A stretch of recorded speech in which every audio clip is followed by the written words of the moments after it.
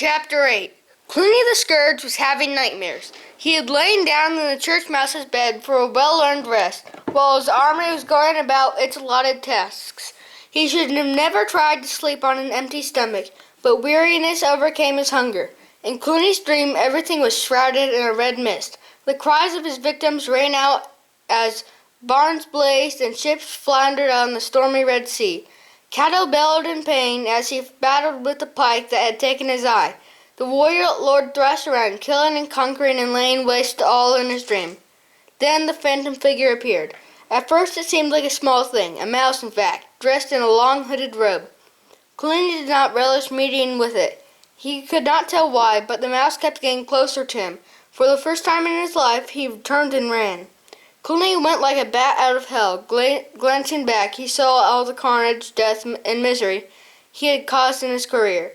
The big rat laughed insanely and ran faster, on and on, past scenes of desolation and destruction he wreaked by him.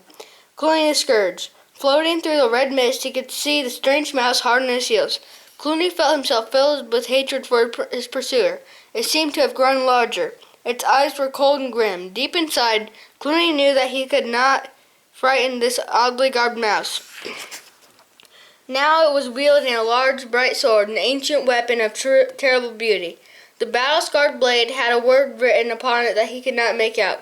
Sweat dripped from Clooney's claws like a stinging acid. He stumbled. The strange figure was closer. He had grown into a giant. Clooney's lungs felt as if they were bursting. He realized that he had slowed up and the mouse was getting closer. He tried to put on an extra burst of speed, but his legs would not obey. They ran more and more slowly, more and more heavily. Clooney cursed aloud as his leaden limbs. He saw he was being trapped in deep icy mud. For the first time he knew the meaning of mindless fear and panic. He turned slowly. Too late. The enemy was upon him. He was rooted helplessly to his spot. The avenging mouse swung the sword up high. A million lights flashed from its deadly blade as it struck. Bong! The loud toll of the distant Joseph bell brought Clooney whirling back from the realms of nightmare to cold reality. He shivered, wiping sweat from the fur with his shaky claw. Saved by the bell. He was puzzled. What did the fearful dream mean? Clooney had never been one to put his faith in omens, but this dream, it had been so lifelike and vivid that he shuddered. A timid paw tapped on the door, snapped Clooney from his reverie with a start. It was Rangier and Mainspur, his scavengers. They slunk into the room, each trying to hide behind each other, knowing that the poor results in their search were likely to incur the chief's wrath. Their assumption was correct. Clooney's baneful eye watched as his long, flexible tails sorted through the partly offerings as they dropped from their claws. A few dead beetles, 2 large earthworms, some unidentified vegetation, and a pitiful carcass of a long-dead sparrow. Clooney smiled at Rangier and Mainspur. With a sigh of relief, they grinned back at him. The chief was in a good mood. At lightning speed, the big rat's claws shot out. He grabbed them both cruelly by the ears. The stupid hench rats yelled pitifully as they were lifted bodily from the floor and swung to and fro. In a fit of rage, Clooney bashed their heads together. Half senseless, they were hurled towards the doorway, with his angry words ringing in their skulls. Beetles, worms, rotten sparrows, get me meat, tender, young, red meat. Next time you bring me rubbish like this, I'll spite the pair of you and have you roasted on your own juice. Is that clear? Mainspur pointed an accusing paw at his companion. Please, Chief, it was Rangier's fault. If we'd gone across the fields instead of up the road. Don't believe the big fat liar, Chief. It was him who suggested going up the road, not me. Get out! The scavengers dashed off, bumping clumsily into each other with panic as they tried to get out through the door together. Clooney slumped back in his bed and snorted impatiently.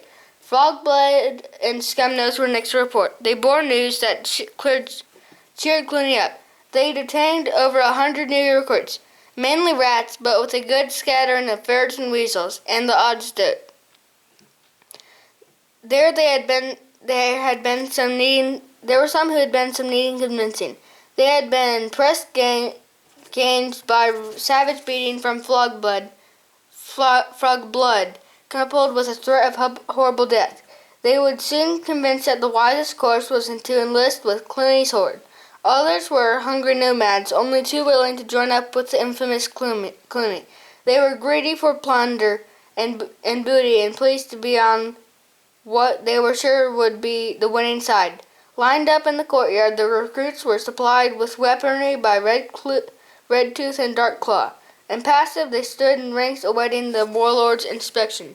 Clooney nodded his approval. Scurvy rats, hungry ferrets, sly weasels, bad stoats. Exactly what he needed. Read him the articles, Redtooth, he snapped. Redtooth swaggered back and forth on the churchyard paving as he recited the formula from memory. Right eyes front. You're in the service of Clooney the Scourge now. Me buckos. Desert and you'll be killed. Retreat and you're under sentence of death. Disobey and you'll die. I'm Redtooth, Clooney's #1 rat. You will obey the word of your captains. They take orders from me. I take orders from Clooney. Remember that. Now if any one, two, or a group, or even all of you want to try and beat Clooney and lead the horde, this is your chance. Without warning, Clooney charged headlong into the near courts. Lashing out wildly with his scourging tail, he bowled them left and right and sent with his massive strength. Baring his teeth and slitting his eyes, he whipped fiercely away until they fell back and scattered in disorder, hiding behind gravestones. Clooney threw back his head and roared with laughter. No guts, eh? Ha, that's just as well. I don't want 'em dead ends on my claws before I find a proper battle for you to fight. And make no mistake, when the right time comes, I'll see you fight, aye, and die too. Now raise your weapons and let me see if you know who's the masters. The multi-collection of evil-looking implements were framed by the cloudless sky as wild cries rang out from the newly inducted recruits. Clooney! Clooney! Clooney the Scourge!